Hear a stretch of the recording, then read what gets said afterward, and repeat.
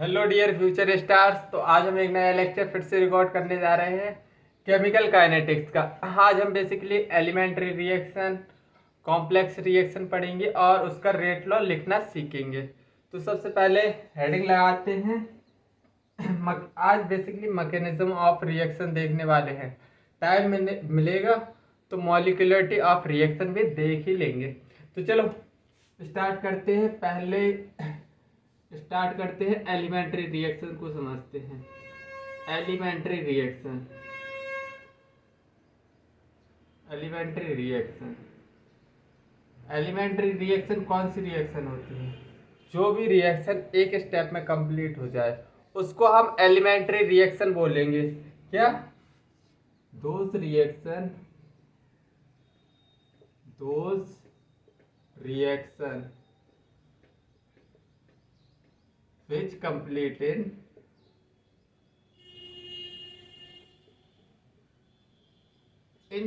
single step, उनको हम क्या बोलते हैं? Elementary reaction. Suppose that A plus B gives product.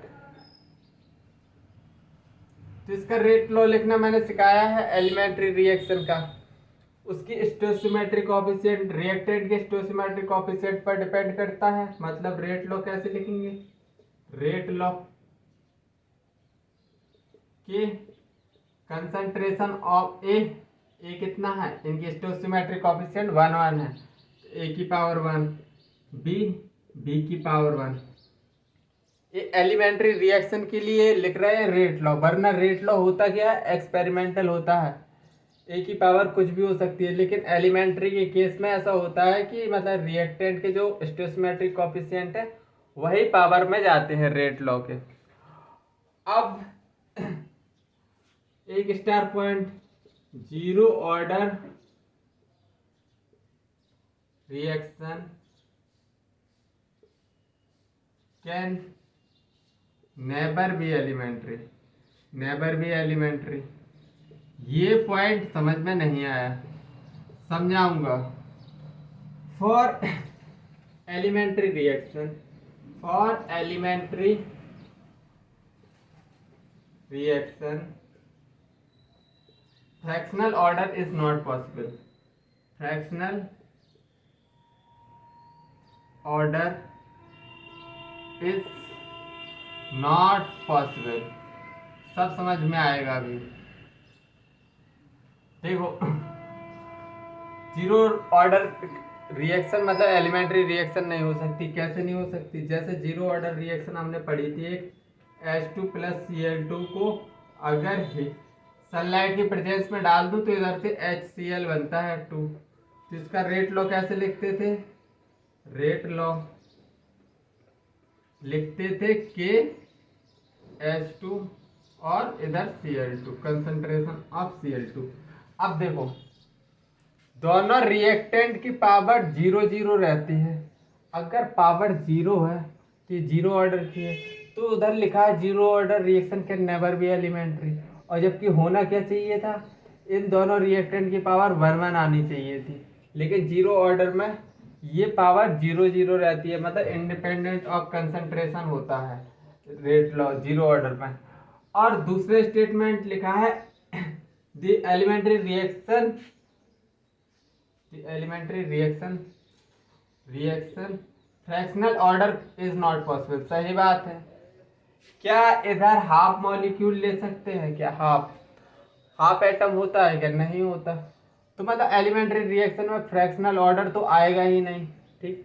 क्योंकि मतलब half half molecule, half atom की कोई ऐसी कुछ बात नहीं होती, ठीक है? तो आई थिंक एलिमेंट्री रिएक्शन तुमको समझ आई होगी। इतना सब डाटा अपने नोट्स में चिपका लो। फिर हम बढ़ते हैं कॉम्प्लेक्स रिएक्शन की तरफ। हमारा जो रेट लॉ एलिमेंट्री रिएक्शन के लिए तो बहुत सिंपल है। हम रेट लॉ लिखना सीखेंगे कॉम्प्लेक्स रिएक्शन के लिए, जो कि हमारे क्वेश्चन उधर ही से ज़्यादातर पूछे जाते हैं। तो इतनी बात नोट डाउन करो। डस्टर कहाँ गया? बेसिकली हमारा फोकस रहेगा कि कॉम्प्लेक्स रिएक्शन का रेट लॉग किस तरह लिखते हैं। अब दूसरी पढ़ते हैं complex reaction. Complex reaction, complex reaction, complex reaction कौन सी रिएक्शन होती है? जो रिएक्शन एक से ज़्यादा स्टेप लगे थे इनको कंप्लीट होने में, मतलब 2 स्टेप 3 स्टेप 4 स्टेप ऐसे स्टेप लग रहे हो तो उनको कॉम्प्लेक्स रिएक्शन बोलते हैं। Those reaction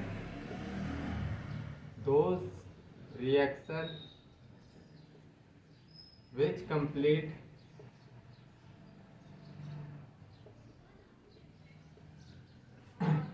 in multi-step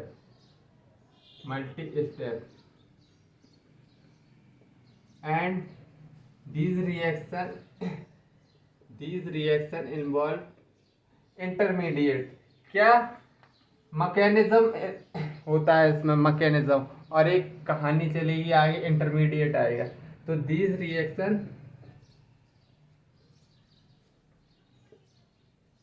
proposed by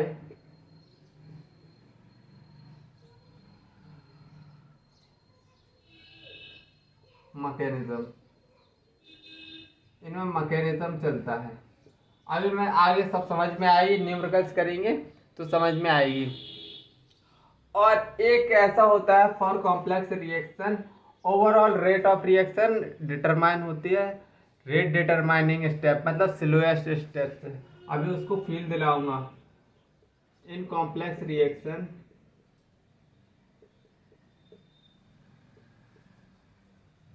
complex reaction overall rate of reaction is determined by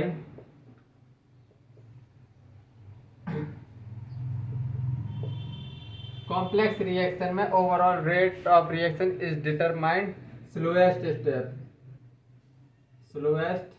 step, और उसी को हम बोलते हैं रेट डिटरमाइनिंग स्टेप।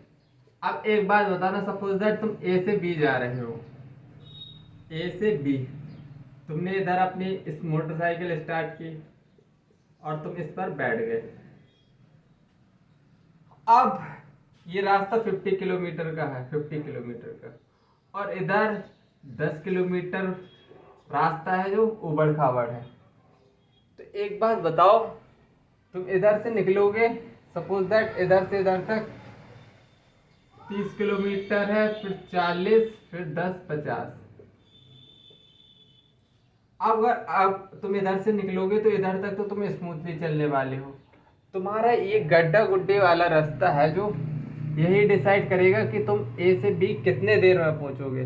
मतलब ए से बी पहुंचने में डिसाइड कौन करेगा? जो खराब रास्ता है, क्योंकि उसी में सबसे ज़्यादा क्या टाइम लगने वाला है, और वही हमको डिसाइड करके देगा कि कितने जल्दी मतलब ए से बी तक पहुंचेंगे। तो मतलब रेट डिटरमाइनिंग स्टेप हमारा ये वाला पाथ है, जो कि इधर सबसे स्लो चलने वाली है गाड़ी, क्योंकि इधर पे गड्ढा अड्डा है, और इधर तो फाइनली सेम रेट से चला सकते हो।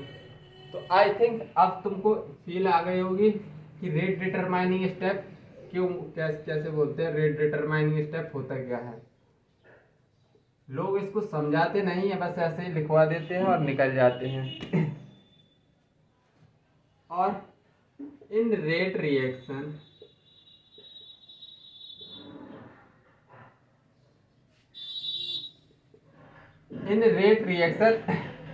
rate of reaction depend on concentration of reactant of slowest step, concentration of slowest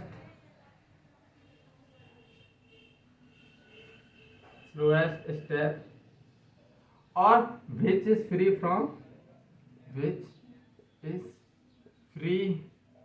from intermediate।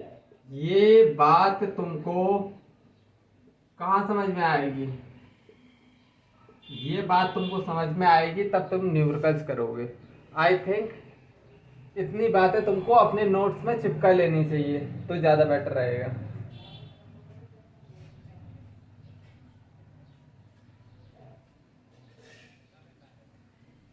इतनी बातें चिपका लो तो ज़्यादा बेटर रहेगा। अब देखो हम क्वेश्चन समझते हैं, क्वेश्चन करते हैं और चीज़ें समझ में आएंगी धीरे धीरे, टेंशन मत लेना।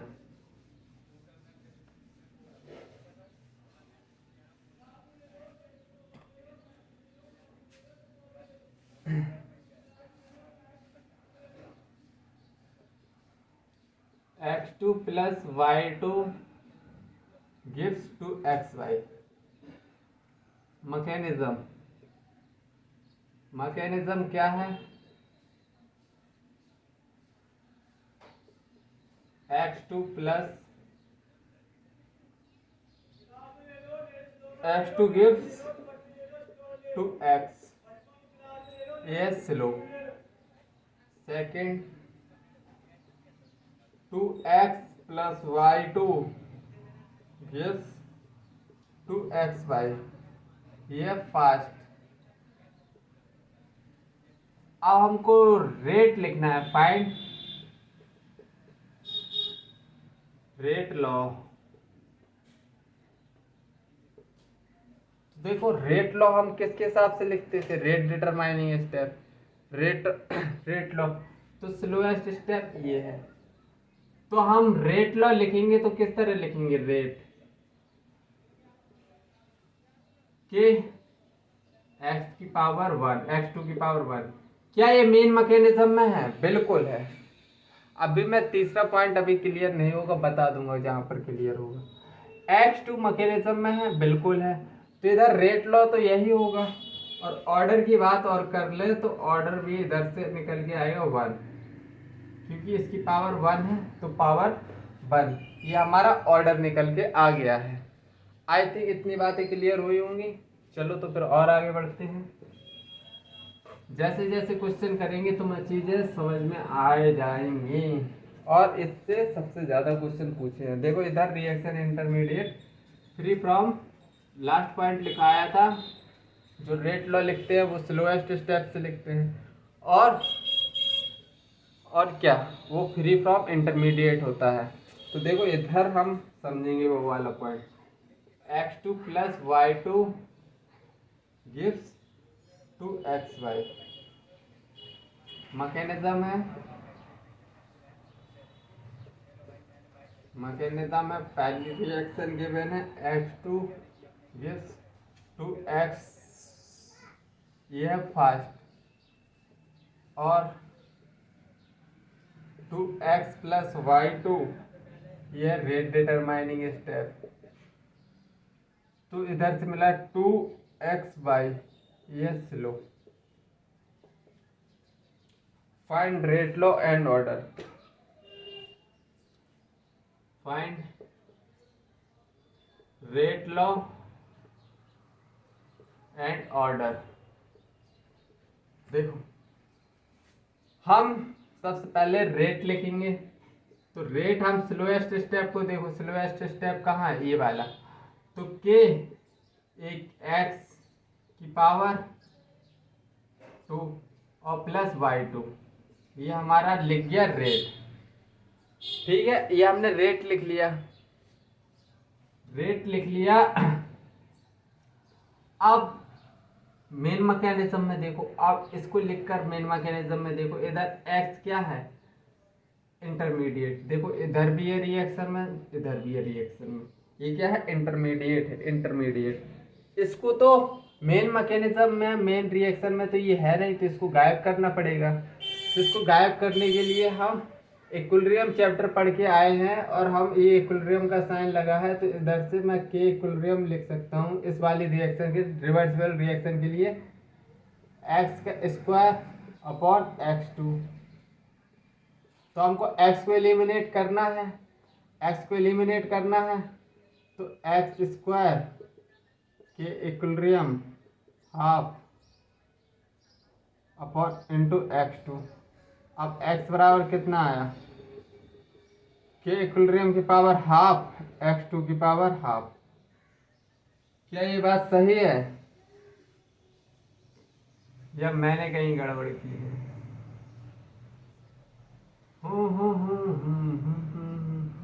मैंने कहीं गड़बड़ तो नहीं कर दी है, गड़बड़ की है मैंने।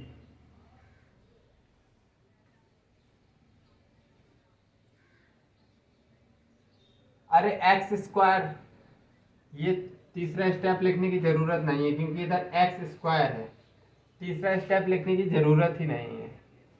तो सिंपली इधर से लिखेंगे के एक्स स्क्वायर की वैल्यू क्या है, के इक्विलिब्रियम, और x2 का पावर 1/2 लिख देते हैं। अब k प्लस के इक्विलिब्रियम, इसको हम एक रेट, एक कांस्टेंट मान लो k dash, rate is equal to k dash और x2 अपॉन x बाई 2। ये हमारा रेट लॉ निकल के आ गया। ऑर्डर कितना आ रहा है, 1 की पावर है, तो ऑर्डर कितना निकल के आएगा, ऑर्डर 1 + 1 = 2। तो बेसिकली ये ध्यान रखना है, इधर सबसे पहले रेट लो लिखोगे तो ये स्लोएस्ट स्टेप के लिए रेट डिटरमाइनिंग स्टेप के लिख देना। फिर उसके बाद देखना कि मेन रिएक्शन में कौन एब्सेंट है। y2 तो प्रेजेंट था, x इधर से गायब था, x को हमको गायब करना था, और x2 को गायब करने के लिए हमको ये वाली रिवर्सिबल रिएक्शन का यूज करेंगे हम। और इक्विलिब्रियम में हमने पढ़ा है कि इक्विलिब्रियम कैसे लिखते हैं, concentration of product upon concentration of reactant raise to power their stoichiometric coefficient. तो हमने इधर से के इक्विलिब्रियम की हेल्प से ये जो इंटरमीडिएट बन रहा था, ये ओवर मतलब दोनों रिएक्शन में सिर्फ मैकेनिज्म में मिलेगा इंटरमीडिएट, मेन रिएक्शन में इसकी कोई इज्जत नहीं होती। तो इसकी कोई इज्जत नहीं होती, इसको निकालना है, तो निकालने के लिए हमने ये सब कर दिया। आई थिंक थोड़ा बहुत समझ में आया होगा। नेक्स्ट क्वेश्चन और देखोगे तो तुमको और क्लियरिटी आएगी।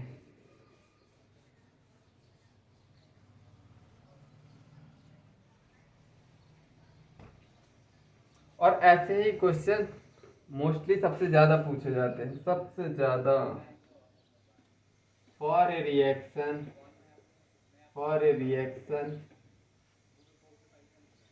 To NO plus Cl2 gives to NOCl, the following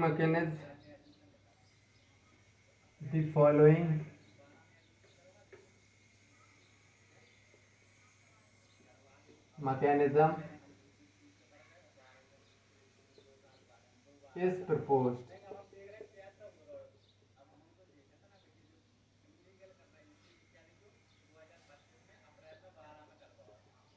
NOCl2 reversible reaction है, NOCl2 ये फास्ट रिएक्शन, फास्ट, और NOCl2 plus NO gives to NOCl, ये कैसी रिएक्शन है, स्लो। कैसी है, slow. The rate law, find rate law, rate law find करना है हमको।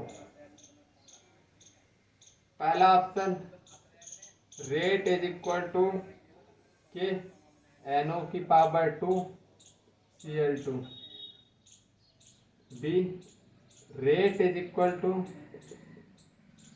के NO Cl2 की power 2। C, rate is equal to k NOCl2। D, rate is equal to k NOCl का स्क्वायर।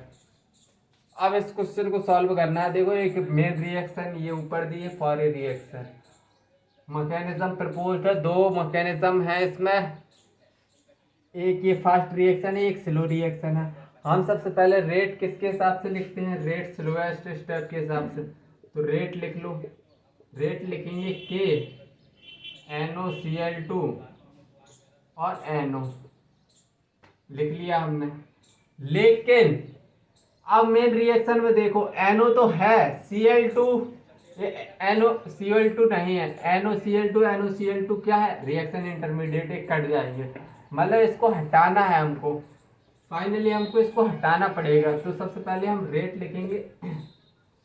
रेट कैसे लिखेंगे कि NOCl2 इसको हटाना है हमको, और NO तो मेन रिएक्शन में है, Cl2 को पिक्चर में लाना है, Cl2 को पिक्चर में लाना है, NOCl2 को हटाना है। अब हम इक्विलिब्रियम वाला फास्ट रिएक्शन को कंसीडर करेंगे कि इक्विलिब्रियम कैसे लिखते हैं, concentration of product upon concentration of reactant. वाह, बिल्कुल सही बात है।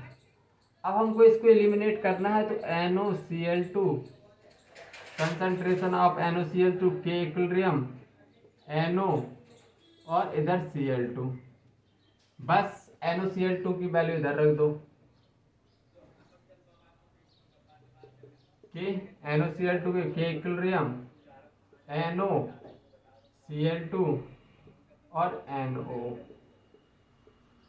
इधर से NO स्क्वायर हो जाएगा, K डैश हो जाएगा, K इक्विलिब्रियम, और इधर से NO का स्क्वायर, 2 NO है, और इधर से Cl2, तो हमारा रेट लॉ आ गया, ये ऑप्शन रेट लॉ आ गया। अगर बाय चांस क्वेश्चन ऑर्डर पूछ लेता तो 2 + 1 3, ऑर्डर भी 3 आ गया।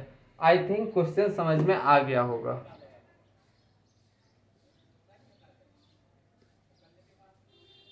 अब क्वेश्चन समझ में आ जाना चाहिए। चलो एक और क्वेश्चन करवाता हूँ, तब तक समझ में नहीं आएगा, अच्छे से नहीं बैठेगा, तब तक मैं छोड़ने वाला नहीं हूँ।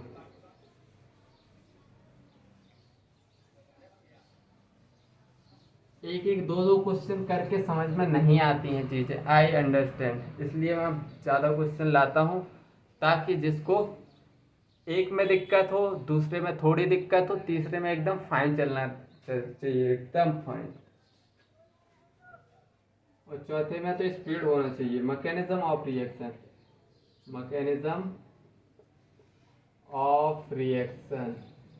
मैकेनिज्म क्या दी है, पहली बात तो x2 + y2 to xy is given below। Mechanism नीचे दी हुई है। पहली रिएक्शन क्या है, x2 x + x, ये कैसी है, fast. Second x + y2 xy + y, slow. Third x + y gives xy, fast। The overall order of reaction, the overall order of reaction बताना है। पहला ऑप्शन, दूसरा ऑप्शन, तीसरा और चौथा, तो 2 0 1.5 और 1। तो हमको क्या करना है इसमें, सबसे पहला काम है हमारा, सबसे पहला काम है कि स्लो रेट डिटरमाइनिंग स्टेप को ढूंढो। रेट डिटरमाइनिंग स्टेप स्लो वाला ये है, तो यही रेट डिटरमाइनिंग स्टेप है, तो इसी के हिसाब से रेट लिखेंगे, रेट कि x + x × y2, ये हमारा रेट लिख गया। अब मेन रिएक्शन में देखो y2 तो प्रेजेंट है, x2 गायब है, और ये इंटरमीडिएट प्रेजेंट है x, तो देखो x इधर भी प्रेजेंट है, x इधर भी प्रेजेंट है, लेकिन हम रिवर्सिबल साइन लगाया तो उधर से के इक्विलिब्रियम वाला हम ये वाली रिएक्शन लेंगे, ठीक है। तो ये वाली रिएक्शन लिखेंगे, तो हमको क्या लेना है, के इक्विलिब्रियम कैसे लिखते हैं, कंसंट्रेशन ऑफ प्रोडक्ट, ऊपर वाली रिएक्शन से लिख रहा हूँ, concentration of product upon concentration of reactant. अब के इक्विलिब्रियम कितना आएगा, x का स्क्वायर और x2, मुझे x को इधर से गायब करना है, x को, तो x² कितना आया के इक्विलिब्रियम और x2। तो x कितना आया, के इक्विलिब्रियम हाफ, x2 का हाफ। अब देखो x की वैल्यू रख दो इधर, के हाफ, के इक्विलिब्रियम हाफ, x की वैल्यू कितनी आई है, के इक्विलिब्रियम हाफ और x2 की पावर हाफ, और इधर है y2। t ओवरऑल कांस्टेंट हो जाएगा रेट के डैश और x2 की पावर हाफ और इधर है y2। ये हमारा रेट लो निकल के आ गया। लेकिन उसने ऑर्डर पूछा है, ऑर्डर क्या है, इनकी पावर देख लो, 1+1/2 + 1 कितना आया 3/2, मतलब 1.5, मतलब 0.5 ये है, 1 इधर है, तो 1.5 हमारा ऑर्डर आ गया। तो थर्ड ऑप्शन हमारा करेक्ट है। अब एक पुराने अरसे में कई सदियों पहले मैंने एक बात बताई थी कि कंसंट्रेशन मतलब रेट ऑफ रिएक्शन होती है वो कंसंट्रेशन ऑफ रिएक्टेंट पर। अभी तक जो हमने न्यूमेरिकल करे हैं सब रिएक्टेंट की कंसंट्रेशन आ रही थी। मैंने सदियों पहले बताया था कि रेट ऑफ कंसंट्रेशन रिएक्टेंट पर भी डिपेंड करती है, लेकिन प्रोडक्ट पर भी डिपेंड करती है, एनसीईआरटी में लिखा हुआ है। लेकिन सभी लोग बताते हैं कि रेट ऑफ रिएक्शन केवल रिएक्टेंट के कंसंट्रेशन पर डिपेंड करती है। तो इस बात को प्रूव करने के लिए मैं एक क्वेश्चन लाया हूँ, उसमें तुमको पता चल जाएगा कि भाई जो रेट ऑफ रिएक्शन है वो रिएक्टेंट पर भी डिपेंड करती है एज वेल एज प्रोडक्ट पर भी। तो उसके लिए क्वेश्चन ही लाया हूँ। क्वेश्चन क्या है, the chemical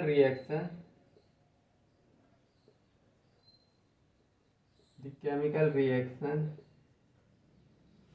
(2O3 gives 2O2) proceed as follows.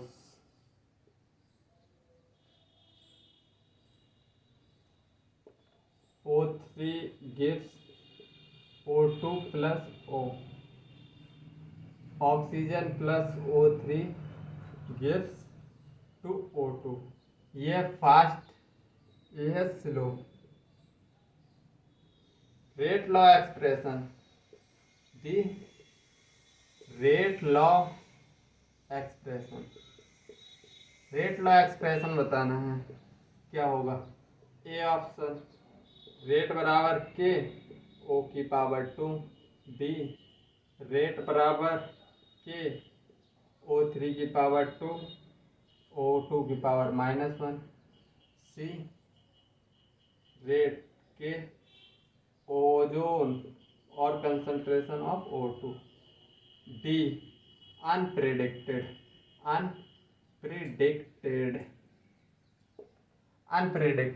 मतलब हम इसको प्रेडिक्ट नहीं कर सकते। तो देखो मेन रिएक्शन हमारी ये गिवन है और हमको इन दोनों में फाइंड करना है सबसे पहले स्लो वाली।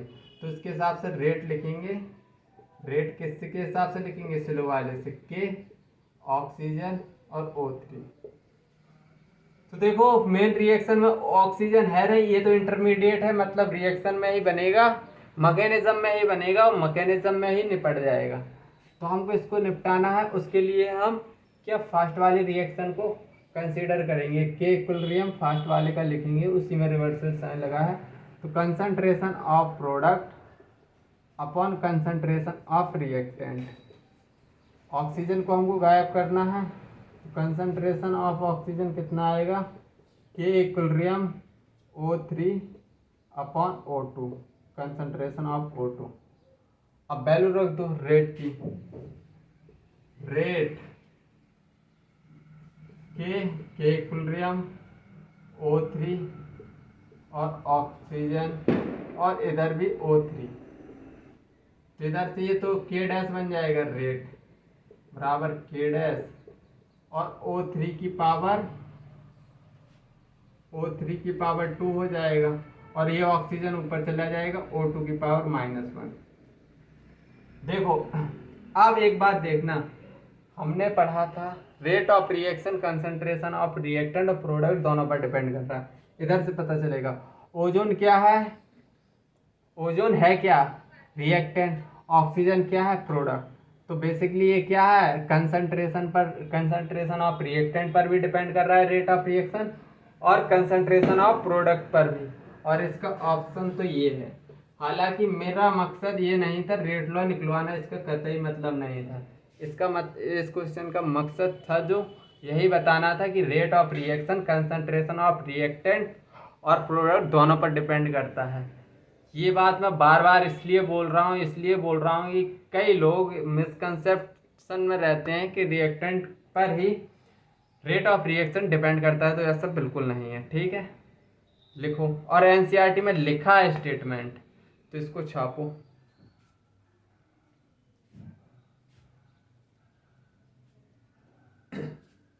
हो सके तो मतलब अपने नोट में चिपका लेना, ये पॉइंट अपने हिसाब से चिपका लेना।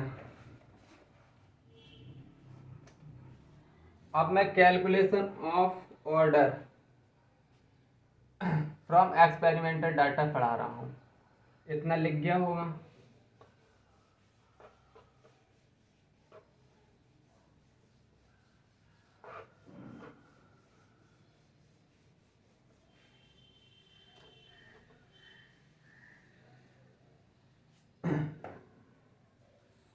कैलकुलेशन ऑफ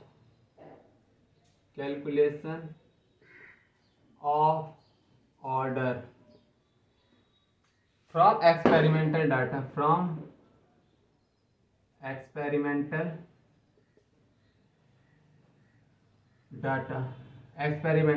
सपोज दैट एक ही कंसंट्रेशन, एक रिएक्शन है, एक गिव्स प्रोडक्ट। क्वेश्चन कुछ यूं है, कंसंट्रेशन ऑफ ए गिवन है और इधर रेट गिवन है, रेट गिवन है। अगर फर्स्ट कंडीशन में कंसंट्रेशन 1 थी तो रेट था 100, अगर कंसंट्रेशन 2 हो गई तो रेट हो गया 200, कंसंट्रेशन 3 हो गई रेट हो गया 300। तो हमको ऑर्डर निकालना है, तो हमने ये तो हमको आता है R2/R1 बराबर A2/A1 का n²। यही हमारा ऑर्डर निकाल के देगा। R2 हम लिख लो, इन दो रिएक्शन को कंसीडर कर दो, 200/100 लिख दो, रेट लिख दिया इसका, और कंसंट्रेशन ऑफ A2 की 2 है, 1 इसकी पावर n है, इधर से 2 की पावर n, तो n की पावर 1, ऑर्डर आ गया 1। लेकिन हम थोड़ी स्मार्ट वर्क करेंगे। देखो कंसंट्रेशन पहले 1 था तो 100 था, कंसंट्रेशन को हमने क्या किया डबल किया। अब स्टार पॉइंट से कर रहे हैं, स्टार पॉइंट अंकित, स्टार पॉइंट, ये डबल हो रहा है तो ये भी डबल हो रहा है। मतलब रेट किससे के रेट डायरेक्टली प्रोपोर्शनल है कंसंट्रेशन की। ये डबल हो रही है तो ये भी डबल, ये ट्रिपल हो रही है तो ये भी डबल हो रही है ना इधर इस केस में, तो ये भी डबल। और देखो ये ट्रिपल हो रही है तो 100 से 300 हो रहा है, ये ट्रिपल हो रही है। मतलब concentration directly proportional concentration rest power 1 ही रहेगा, क्योंकि डबल हो रही है तो डबल, ट्रिपल हो रही है तो ट्रिपल। मतलब डायरेक्ट सोच सकते हो, अगर ये ट्रिपल हो रही है तो ये भी ट्रिपल हो रहा, मतलब रेट डायरेक्टली प्रोपोर्शनल होगा कंसंट्रेशन ऑफ ए। अगर डायरेक्टली प्रोपोर्शनल है कंसंट्रेशन ऑफ ए तो पावर हमेशा 1 ही आएगी। चलो और क्वेश्चन देखते हैं। अभी मैं मतलब थिंकिंग प्रोसेस डेवलप कर रहा हूँ तुम्हारा, कैसे सोचना है। क्वेश्चन तो बन ही जाएंगे, क्वेश्चन बनेंगे ही। अगर इधर मैंने लिख दिया फिर से ये प्रोडक्ट दी है, ये क्वेश्चन है, और कंसंट्रेशन ऑफ ए दिया है इधर -dA/dt लिखा है इधर, इसका मतलब क्या है रेट ही है। तो फर्स्ट डाटा दिया है 0.1 molar 2 × 10⁻², second 0.2 molar 4 × 10⁻², third option 0.4 molar तो 8 × 10⁻²। तो देखो ये -dA/dt सिंपली रेट ही है, रेट ही है तो रेट गिवन है। सबसे पहले फॉर्मूला से कर दो, R2/R1 लगा दो, A2/A1 की concentration n power n। R2 कितना है इन दोनों रिएक्शन के लिए लिखो, R2 कितना है 4 × 10⁻² अपॉन 2 × 10⁻² इज इक्वल टू 0.2/0.1 की पावर n। इधर से 2 टाइम्स कटा, ये भी 2 टाइम्स ही कटेगा, 2 की पावर 1 2 की पावर n, बेस सेम है n बराबर 1, मतलब पावर में क्या है 1, मतलब फर्स्ट ऑर्डर है, फर्स्ट ऑर्डर। अब एक बात देखना, इधर से डबल हो रहा है तो रेट भी डबल हो रहा है, ये 4 टाइम्स हो रहा है तो ये भी 4 टाइम्स ही हो रहा है, मतलब रेट किसके, स्टार से करो, रेट किसने के प्रोपोर्शनल है, डायरेक्टली प्रोपोर्शनल है कंसंट्रेशन के, मतलब जिसकी पावर 1 है, क्योंकि सेम मतलब डबल हो रहा है तो रेट भी डबल, 4 टाइम्स हो रहा है तो ये भी 4 टाइम्स, तो इसका ऑर्डर भी क्या होगा 1 ही होगा।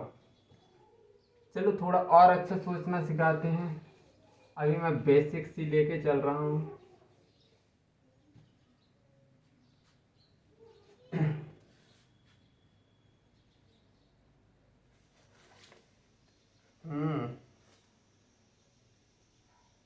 क्वेश्चन क्या है, चलो हटा दो, हेडिंग हटा दो, यही हेडिंग चल रही है, बस इतना दिमाग में बिठा लेना। क्वेश्चन क्या है, A+B गिव्स प्रोडक्ट, ऑर्डर ही फाइंड करना है भाई, रेट लॉ भी लिखते जाना जिसको लिखना हो, A B कंसंट्रेशन और इधर दे दिया रेट,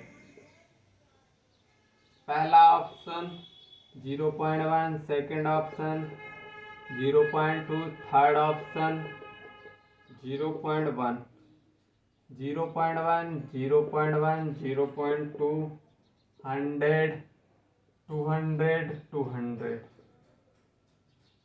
अब बेसिकली देखो दो रिएक्टेंट दे दिए हैं, दो रिएक्टेंट, तो दो रिएक्टेंट के लिए रेट लॉ कैसे लिखते हैं, रेट लॉ R A की पावर x B की पावर y और एक्स वाई को जोड़ देते हैं तो हमारा क्या निकल आता है, हमारा निकल आता है ऑर्डर, ऑर्डर निकल आता है, बिल्कुल बिल्कुल निकल आता है ऑर्डर। तो अगर मैं देखूं तो देखो इसकी और इसकी कंसंट्रेशन सेम है, तो फर्स्ट और सेकंड रिएक्शन का मैं क्या ले रहा हूँ, हमने एक फॉर्मूला पढ़ा था, फॉर्मूला यही वाला लगाते रहना है सब जगह, A2/A1 की पावर x B2/B1 की पावर x बाई, ये हम कल पढ़ते रहे हैं, पढ़ते रहे हैं कि नहीं, बिल्कुल पढ़ते रहे। अब देखो R2, अगर हम इसको और फर्स्ट और सेकंड को ले रहे हैं, फर्स्ट एंड सेकंड, फर्स्ट और सेकंड को सॉल्व कर रहे हैं, तो R2 कितना है 200, R1 कितना है 100, A2 कितना है 0.2, A1 0.1 की पावर x, B2 की पावर सेम है 0.1, 0.1, इसकी पावर 22 है। तो देखो इधर से तो ये पूरा कट गया, इधर से आएगा 2 और ये भी 2 टाइम्स कटेगा, 2 की पावर x, मतलब x बराबर निकल के आ गया 1, x बराबर निकल के आ गया 1। अब देखो इधर B की कंसंट्रेशन सेम थी, अब हमको हमको ऑर्डर किसके रिस्पेक्ट में पता चल गया, A के रिस्पेक्ट में पता चल गया, B की सेम थी, अब A को सेम कर दो, ए के रिस्पेक्ट में समझ में आ गया। अगर हम ए की कंसंट्रेशन सेम वाला लेंगे तो बी वाला हमारा ऑप्शन आंसर आ जाएगा, बी का order respect with respect to B find करना है, तो देखो इसकी कंसंट्रेशन सेम है, मतलब फर्स्ट और थर्ड को अब हम इंक्लूड करेंगे, क्योंकि हमने इधर देखा था बी की कंसंट्रेशन सेम थी तो हमारा ए का ऑर्डर विद रिस्पेक्ट टू ये निकल आया। अब हम देखेंगे ए को सेम वाला ये ले लेंगे तो बी के रिस्पेक्ट में ऑर्डर निकल आएगा, R2/R1 फर्स्ट एंड थर्ड को कंसीडर कर रहे हैं, फर्स्ट और थर्ड को, A1/A2 की पावर n, B2/B1 की पावर x y लिखो, x और y। तो R2 कितना है 200, इधर है 100, 200 100। और A2 A1 कितना है A1 A1 A1, तो ये तो दोनों सेम है x। B2 कितना है B2 0.2 और 0.1 B1 है y। इससे ये कट गया 2, 2 की पावर इधर से 2 आएगा, 2 की पावर y, तो y बराबर इधर से आ गया 1। अगर रेट लिखना चाहो, रेट लॉ लिखना चाहो, रेट लॉ लिखना चाहो तो k a की पावर x कितना है 1 और b की पावर y कितना आ रहा 1, तो रेट लॉ लिख लिया। ऑर्डर भी लिखना चाहो तो 1 + 1 2, ऑर्डर भी निकल आया है हमारा 2। ठीक है, इसको नोट करो, फिर मैं इसको स्टार पॉइंट से समझा रहा हूँ, नोट करो।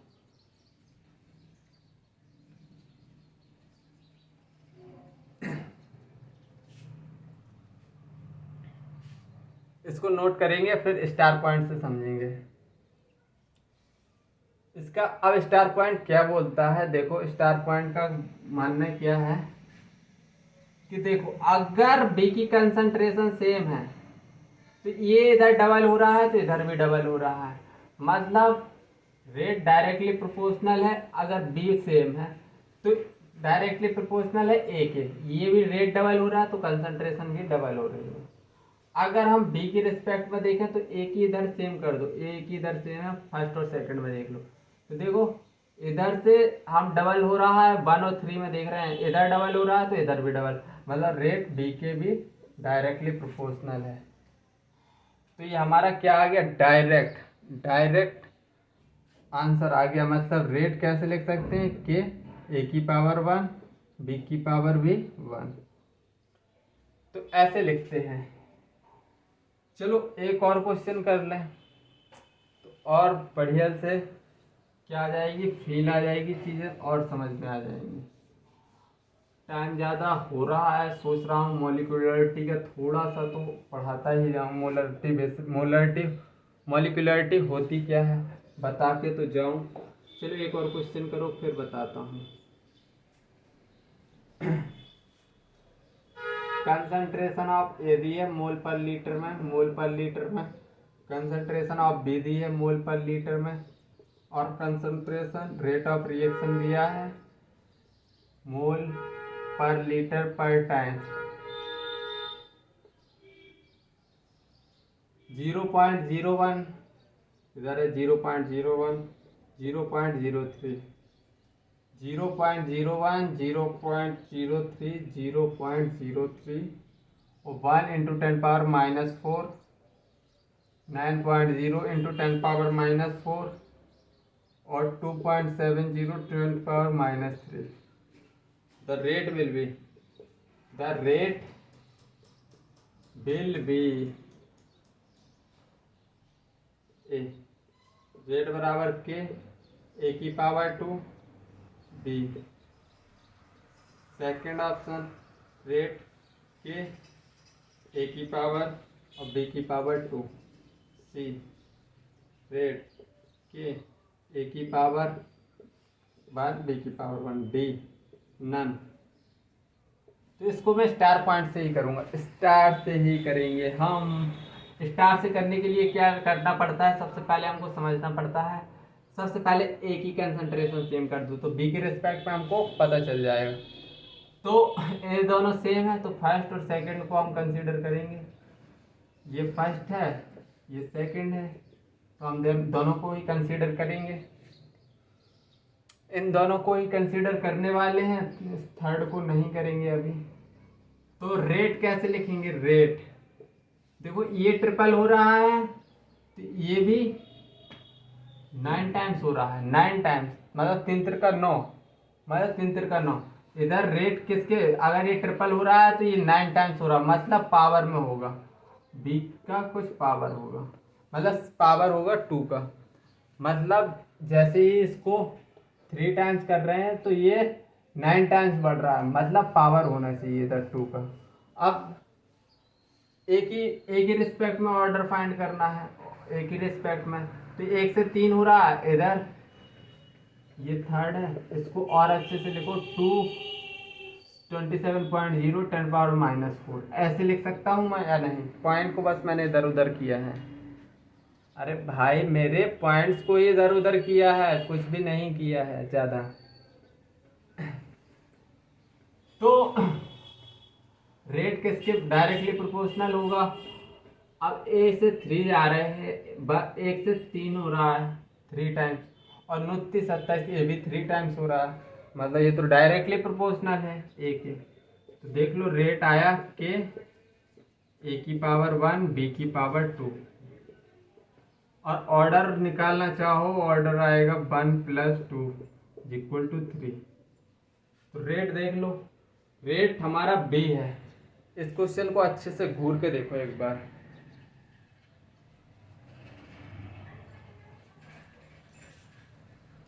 लेकिन काफी लोगों को ये मेथड मेरा अच्छा नहीं लगा होगा, काफी लोग मुझसे नाराज हो गए होंगे,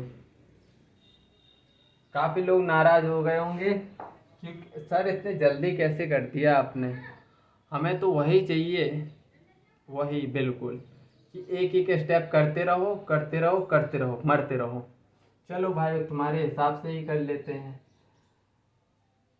हटाओ सब। तो हम एक की देखो, सबसे पहले आप इन दोनों को बराबर कर रहे हैं, तो बी के रिस्पेक्ट में हमारा निकल आएगा R2/R1। First and second reaction को इन्वॉल्व करो इधर, फर्स्ट और सेकंड को।